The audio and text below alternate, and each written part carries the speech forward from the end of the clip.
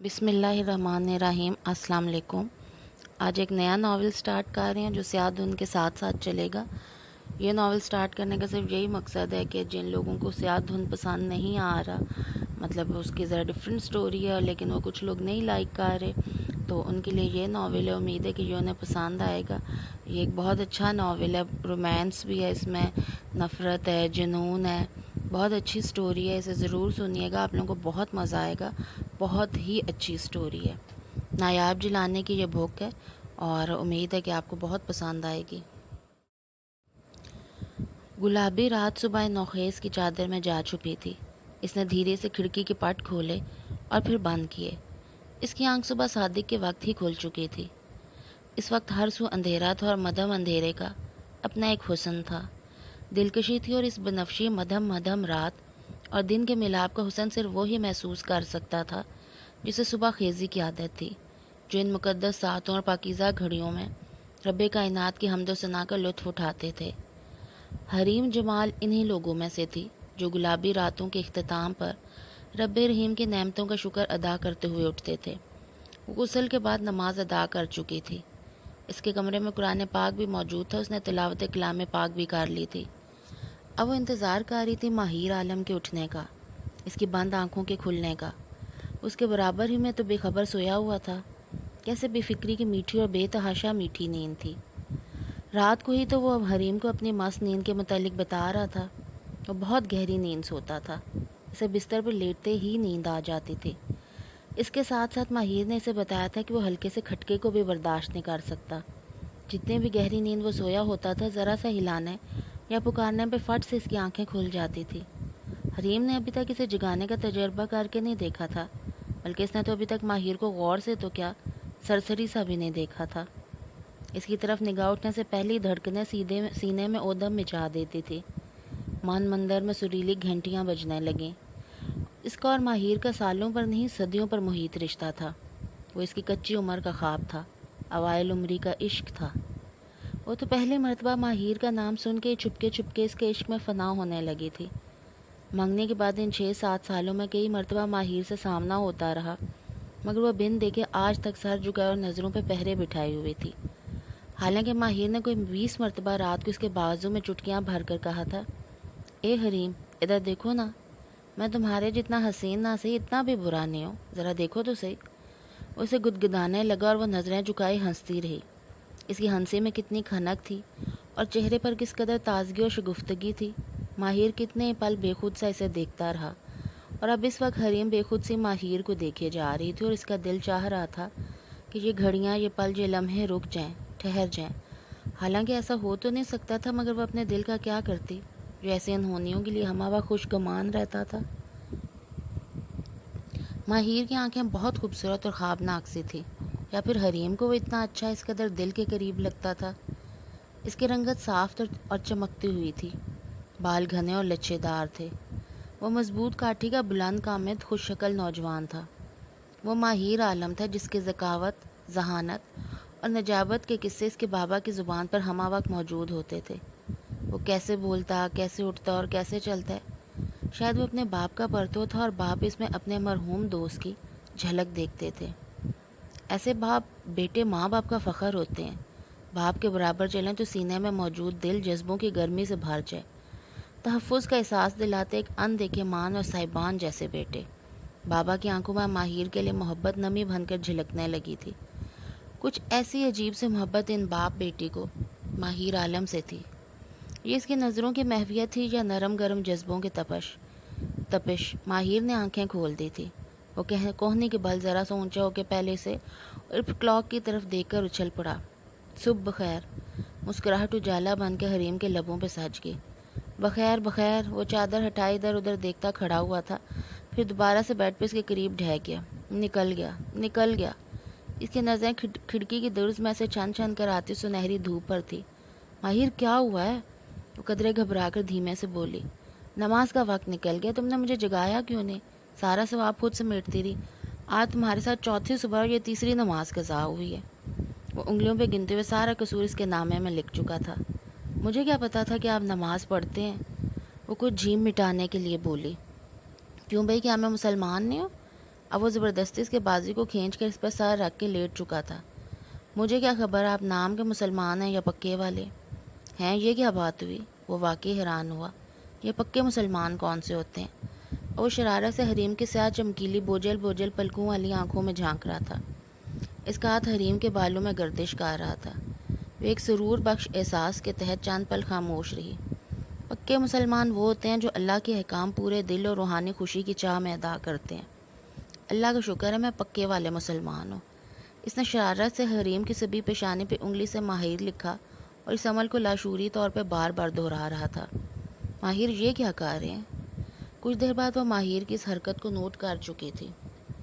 اپنا نام تمہارے ماتھے پہ لکھنے کی کوشش کر رہا ہوں، وہ حریم کے کان میں سرگوشیانہ بولا، تاکہ پوری دنیا کو خبر ہو جائے تم ماہر کی ہو چکی ہو۔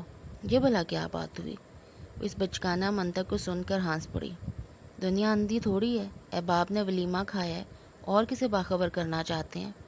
اپنے دل کو۔ اس کا نرم گداز سفید مومی ہاتھ اپنے دل کے مقام پر رکھ کر گمبھیر آواز میں بولا، اس کمبخت کو یقین نہیں آتا کہ ماہر عالم سب سے خوبصورت اور حسین تر جزیرے کو اپنے نام لگا چکا ہے۔ وہ اس کی جذباتی پیش قدمی پہ مزاحمت کرتے ہوئے قدرے دور ہٹی۔ اٹھ کر شاور لیجیے اور قضا نماز ادا کریں، نیچے بھی سب اٹھ چکے ہوں گے۔ ہمیں نیچے والوں سے کیا لینا دینا؟ کیا کہا؟ پھر سے بولیے۔ حریم حیران تو رہ گئی۔ کچھ نہیں یار، مذاق کر رہا ہوں۔ امی نے سنا تو پوری تقریر جھاڑ دیں گے۔ 2 دن میں جادوگرنی نے جادو کر دیا۔ جادوگرنی کسے کہا ہے؟ حریم نے خفگی سے پوچھا۔ تمہیں۔ جادو کرنے والے کو کچھ اسی نام سے پکارتے ہیں نا؟ کیسا سحر پھونکا ہے میرے ناتواں دل پہ، کسی کام کا نہیں رہا۔ تو اپنے بیچارے سے دل کو میرے پاس چھوڑ کر جایا کریں، مجھے بھی اطمینان رہے گا جب باہر جائیں۔ حریم ایک تحفظ ایک سرشاری کے عالم میں بولی۔ کیسا اطمینان؟ اس کے گلے میں جھولتی چین ماہر کے ہاتھ لگ گئی تھی۔ یہ چین اس کے نند زمیلہ نے پہنائی تھی۔ اب اسے بغور دیکھ رہا تھا۔ یہی کہ آپ کا بیچارہ دل کسی اور کا اسیر نہ ہو جائے۔ یہ دل جو ماہر کے سینے میں دھڑک رہا ہے، یہ کسی اور کا کبھی بھی اسیر نہیں ہو سکتا۔ وعدہ رہا یہ تمہارا ہے، تمہارا تھا اور تمہارا ہی رہے گا۔ چین میں جھولتے لاکٹ میں نہ ایچ تھا نہ ایم، اس میں سفید نگینوں سے زیڈ لکھا تھا۔ ماہر نے ہاتھ سے ٹٹول کر چین کا لاک کھول دیا۔ حریم حیران تھی کہ ماہر کیا کر رہا ہے، کیا کرنے والا ہے۔ اب وہ چین ماہر کے ہاتھ میں تھی اور کچھ ہی پل میں اس کے 3-4 حصے ہو چکے تھے۔ وہ حقدق ہی تو رہ گئی تھی۔ ماہر اب کروٹ بدل کر دراز میں سے کچھ نکال رہا تھا۔ وہ سرخ رنگ کا مخملی نیا نکور کیس تھا جس میں سے سفید موتیوں سے سجی نفیس سی ایک لڑی کی چھوٹی سی مالا برآمد ہوئی تھی۔ ماہر نے وہ مالا اس کے نازک سے دودھیا گردن میں یوں ہی لیٹے لیٹے پہنا دی۔ یہ کیا ہے؟ وہ حیران سی پوچھ رہی تھی۔ تمہاری رونمائی کا تحفہ، وہ سادگی سے بتا رہا تھا۔ یہ جولر کی بے ایمانی کی وجہ سے لیٹ ہوا ہے۔ اس نے میری پسند کا ڈیزائن کسی اور کسٹمر کو سیل کر دیا تھا، مگر یہ تو بہت مہنگی ہوگی۔ حریم نے کچھ پریشانی کے عالم میں اپنے گردن میں موجود اس مالا کو محسوس کرتے ہوئے کہا، تحفے کی قیمت کو نہیں دیکھتے، دینے والے کی لگن، شوق، چاہ اور محبت کو دیکھتے ہیں۔ آپ کے لاڑ تو طویل ہوتے جا رہے ہیں، نیچے سے گولہ باری نہ شروع ہو جائے۔ وہ پہلی صبح اپنے ساس کی موڈ سے بہت سے اندازے لگا چکی تھی جو کہ بدقسمتی سے سارے سچ ثابت ہو رہے تھے۔ تاہم اس خوبصورت تحفے اور چوتھی صبح کی اس دلنشین آغاز نے حریم کے ارد گرد چراغاں کر دیا۔ تحفہ دینے والا ذرا جیب کی طرف دھیان دے کر تحفہ خریدے۔ میرے لیے اس دیالو شخص کی ایک مسکراہٹ سے بڑھ کر دنیا کا کوئی حسین گفٹ نہیں ہے۔ تم تو بہت سستی سی چیز کی تمنا کر رہی ہو، مگر ڈیئر بیگم، میں ذرا مسکرانے کے معاملے میں کنجوس ہوں۔ باقی ہر معاملے میں تو تم نے دیکھ ہی لیا ہے ہماری محبت کے مظاہرے کو۔ تم مجھے بڑی محویت سے دیکھ رہی تھی نا؟ ماہر بڑے وثوق سے پوچھ رہا تھا۔ وہ فوراً ہی مکر گئی۔ کب؟ ابھی کچھ دیر پہلے۔ تو آپ جاگ رہے تھے؟ حریم نے مشکوک انداز میں سے دیکھا۔ میں گہری نیند میں سوتا ضرور ہوں، مگر ارد گرد سے بے خبر نہیں ہوتا۔ چوری چوری دیکھنے سے کیا فائدہ؟ ہماری طرح بے باکی سے دیکھا کرو نا۔ اس نے حریم کو بری طرح گدگدایا۔ وہ ہنس ہنس کے بے انتہا سرخ ہو گئی۔ اسی پل دروازے پہ ہلکا سی دستک ہوئی۔ دروازہ نوک کرنے والا بڑے محتاط انداز میں دستک دے رہا تھا، شاید ماہر کی نیند کے خیال سے یا پھر۔ دروازہ کھولو، ماہر نے اسے اشارہ کیا۔ نہیں، میں نہیں کھولوں گی۔ وہ لمبے گھنے اور بے تحاشا سلکی بالوں سے الجھنے لگی تھی۔ الٹے سیدھے انداز میں نے سمیٹ کر کیچر لگایا اور دوپٹہ اٹھا کر سیدھی ہوگی۔ اسی اسنا میں ماہر ٹاول اٹھائے بالکنی میں کھلنے والے دروازے سے باہر واش روم کی طرف نکل گیا۔ وہ ماہر کو پکارتی رہ گئی تھی اور پھر اٹھ کر دروازہ کھولا۔ سامنے فیفا کھڑی تھی، ماہر کی پھوپھی ذات بہن۔ نام تو شاید اس کا عفیفہ تھا، مگر یہاں پر ہر طرف فیفا فیفا کی پکار ہی سنائی دیتی تھی۔ تیکھے نقوش اور گوری رنگت والی ہنستی مسکراتی سی شوق سی فیفا اسے دیکھ کے مسکرائی۔ گڈ مارننگ حریم۔ مارننگ، اسے کچھ کہنا ہی تھا۔ آ جاؤ، حریم نے ایک طرف ہو کر سے گزرنے کے لیے راستہ دیا۔ نہیں، تمہیں اور ماہر کو بلانے آئی ہوں۔ مامی ناشتے کے لیے تم لوگوں کا انتظار کر رہی ہیں۔ فٹافٹ آ جاؤ، تم تو فریش لگتے ہو، چینج کرنا ہے تو کر لو، اتنے میں ماہر بھی اٹھ جائے گا۔ فیفا بہت تیز بولتی تھی، ایک ہی سانس میں روانی سے کہتی چلے گی۔ ماہر شاور لے رہے ہیں، ہم بس نیچے آ رہے ہیں، تقریباً 10 منٹ تک۔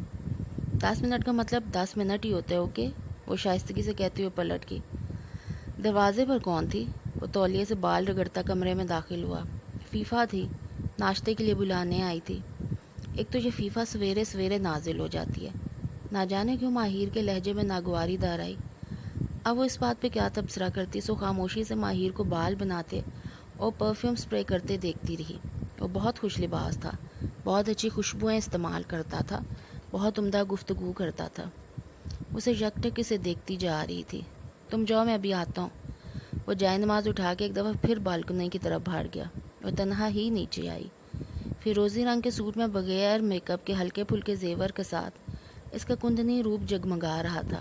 آنکھوں میں محبت کا اعتبار اور بہت کچھ پا لینے کا خمار گلابیاں بن کر چھلک رہا تھا۔ راحت بیگم چھوٹے سے لاؤنج کے ایک کونے میں رکھی میز کے قریب کھڑی تھی۔ اسے آتا دیکھ کر کرسی گھسیٹ کر بیٹھ گئی۔ حریم نے آگے بڑھ کر سلام کیا۔ انہوں نے سرسری سی انداز میں سلام کا جواب دیا۔ ماہر کہاں ہے؟ ابھی اٹھا نہیں؟ ٹھنڈی بے مزہ چائے پیے گا اور باسی ناشتے کا بھلا کیا لطف؟ وہ شاہانہ تمکنت سے مخاطب ہوئی تھی۔ اونچی لمبی گوری چٹی صحت مند حشاش بشار یہ عورت اس کی ساس تھی۔ ان کے روکھے پیکھے سے انداز کو دیکھ کے قدرے بے دل سے ہو کے گھڑی کی سمت دیکھنے لگی۔ کلاک نے ابھی صرف 7 بجائے تھے۔ اس گھر کے مختصر سے لوگ بھی صبح خیز تھے، ہر کام وقت پر ترتیب سے کرنے کے عادی۔ صرف 4 دن میں حریم کو ان سب کے رویوں کو اور مزاج کو اچھی طرح سے سمجھ چکی تھی، اور اسے اپنے مقام اور حیثیت کو سمجھنے میں بھی دیر نہیں لگی تھی۔ آج کوئی بری کا سوٹ پہن لینا تھا، کیا ادھر کے کپڑے تمہاری پسند سے میچ نہیں کرتے؟ وہ بڑے سرسری سے انداز میں براہ راست تنقید کر رہی تھیں، یعنی انہیں حریم کی ڈریسنگ پسند نہیں آئی تھی۔ نہیں، ایسی تو کوئی بات نہیں، وہ ہکلا کر رہ گئی۔ یہ ذرا ہلکا پھلکا سا تھا، اسی لیے پہن لیا۔ وہ ہنکارا بھرتے ہوئے چائے کی طرف متوجہ ہو گئی تھی، مگر ان کا دھیان کنفیوز سی حریم کی طرف تھا۔ اس کے گلے میں لاکٹ کے بجائے چھوٹی سی مالا پوری آب و تاب سے جگمگا رہی تھی، مگر شاید انہوں نے اس کے بارے میں استفسار اس لیے نہیں کیا تھا کہ وہ اسے بھی میکے کی طرف کا زیور سمجھ رہی تھی۔ فیفا، موبی کا ناشتہ دے دیا؟ جی ماما۔ وہ گرم گرم حلوے کا باؤل اٹھائے کچن سے برآمد ہوئی۔ زمیلہ کہاں؟ اس نے ناشتہ نہیں کرنا؟ بالآخر اسے خود ہی نند کے متعلق پوچھنا پڑا تھا۔ مبادہ ساس صاحبہ کو برا نہ لگے کہ زمیلہ کو نظر انداز کیا گیا ہے۔ وہ اسی طرح چھوٹی چھوٹی بے معنی باتوں پر خفا ہو جاتی تھی۔ وہ ناشتہ کر چکی ہے۔ راحت بیگم فرائیڈ چکن کی طرف متوجہ تھی۔ حالانکہ انہیں بلڈ پریشر کا مرض لاحق تھا اور اسی مرض کا بہانہ بنا کے انہوں نے شادی والی رات تمام رسومات سے جان چھڑا لی تھی۔ آج چوتھی کی رسم ہونی تھی۔ میکے والے لڑکی کو لینے کے لیے آتے تھے، اچھا خاصا اہتمام کیا جاتا تھا۔ اس کے خاندان میں تو اسی طرح ہوتا تھا، البتہ امی نے رخصتی سے پہلے ان فضول رسومات پر ناک منہ چڑھا کر سب ہی کو ڈھکے چھپے لفظوں میں جتلا دیا تھا کہ حریم کے بابا تو خود ان رسومات کو محض فضولیات میں شمار کرتے ہیں۔ تاہم اس کی اکلوتی خالہ کو بہت غصہ آیا تھا، مگر وہ بابا کی وجہ سے خاموش تھیں۔ تھوڑی دیر بعد ماہر بھی سیڑھیاں اترتا دکھائی دیا، پھر اس کے برابر رکھی کرسی پر بیٹھ گیا۔ حریم نے نوٹ کیا کہ بیٹے کے سلام کے جواب میں انہوں نے بڑی شفقت اور والہانہ محبت کا اظہار کیا تھا۔ اس کے دل میں ہلکی سی چبھن ہوئی تھی۔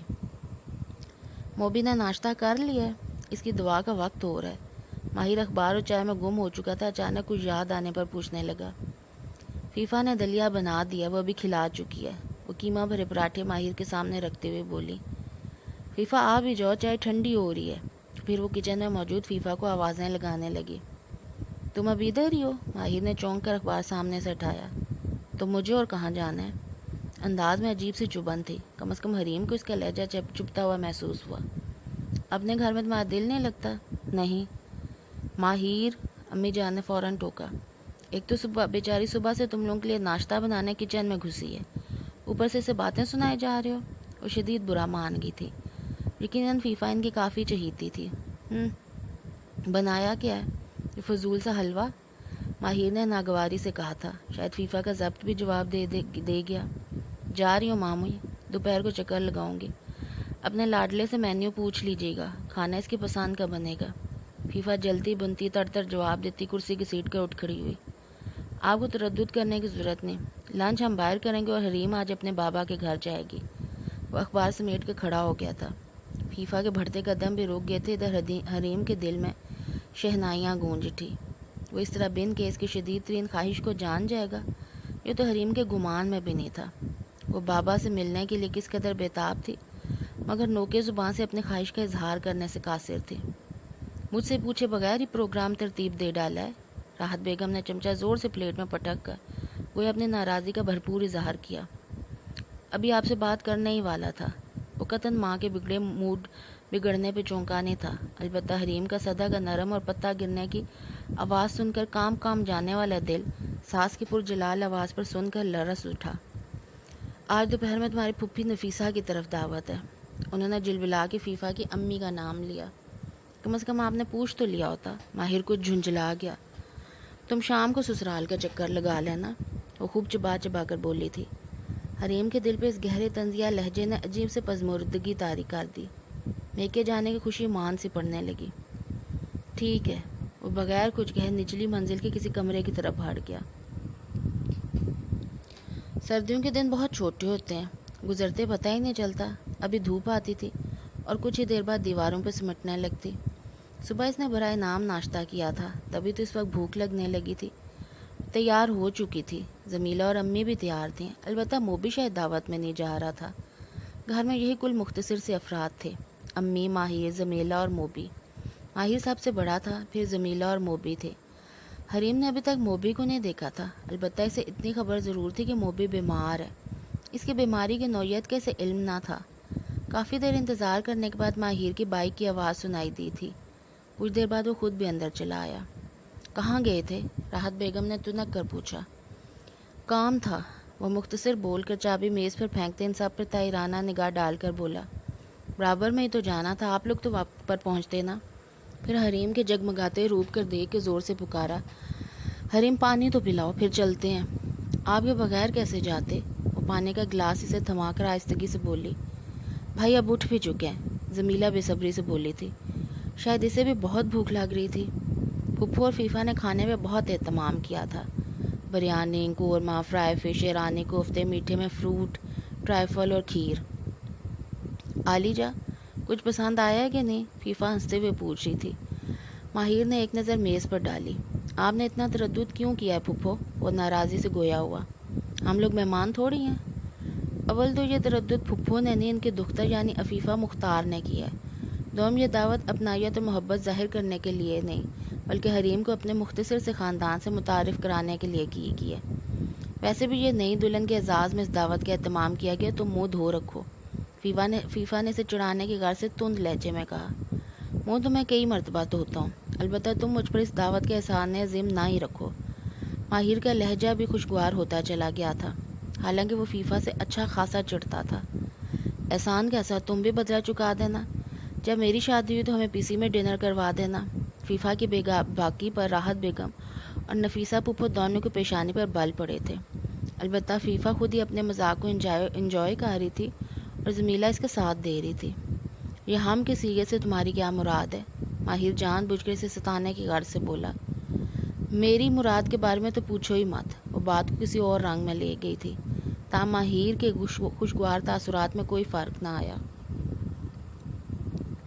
کھانا کھانے کے فوراً بعد زمیلہ اور راحت بیگم چلے گئی تھی. البتہ حریم کو پھپھو نے مصدِ اصرار روک لیا تھا. فیفا گنگناتے ہوئے برتن سمیٹ رہی تھی.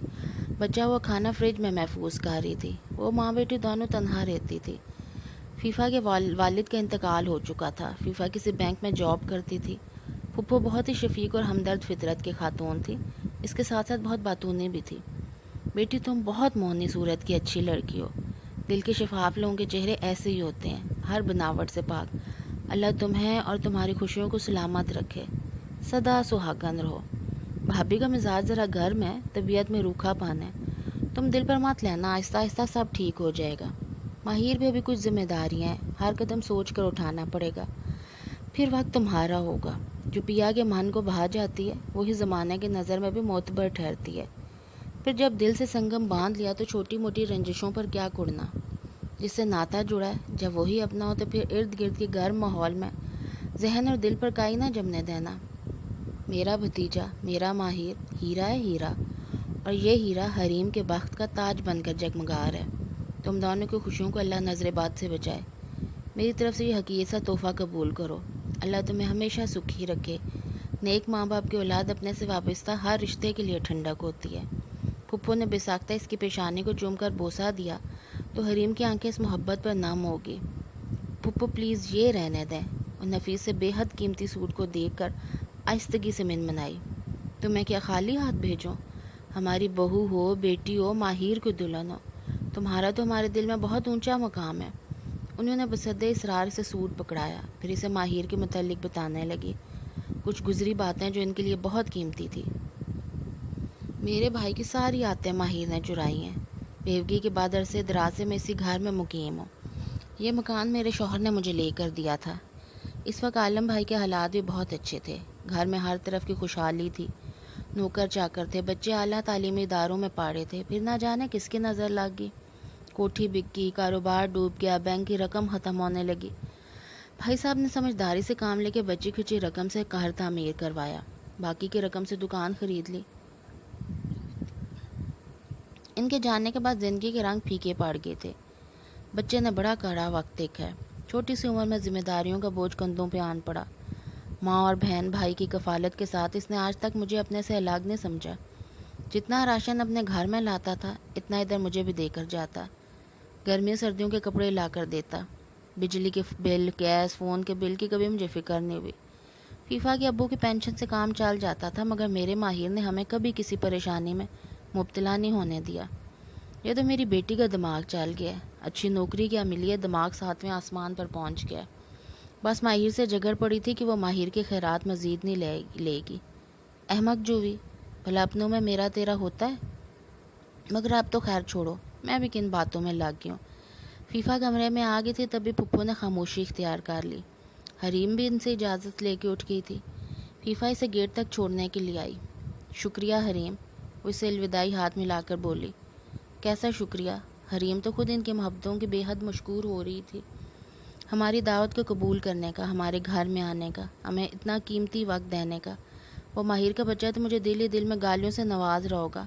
اب جلدی سے چلی جاؤ ورنہ وہ دندناتا ہوا ادھر ہی نہ آ جائے۔ فیفا نے ہنستے ہوئے کہا تو وہ ڈوبتے سورج کی الوداعی شعاؤں کو دیکھتی تیزی سے گھر آ گئی۔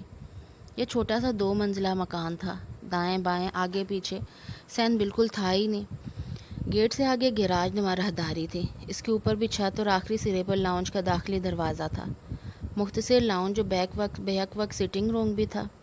دائیں طرف کچن اور اس کے ساتھ اوپری منزل کو جاتی سیڑھیاں، نیچے 3 بیڈ روم تھے۔ حریم کا کمرہ اوپر تھا، کمرہ تنگ ہونے کی وجہ سے صرف صوفہ، بیڈ سیٹ اور ٹی وی ٹرالی ہی اوپر آ سکی تھی، باقی کا سارا سامان کچھ اوپر ساتھ والے کمرے میں اور کچھ نیچے سٹور میں موجود تھا۔ اس کا فرنیچر اور پورا جہیز بہت اعلیٰ قسم کا تھا، یوں کہ یہ چھوٹا سا مکان اس نئے نکور چمکتے سامان سے سج سے گیا تھا۔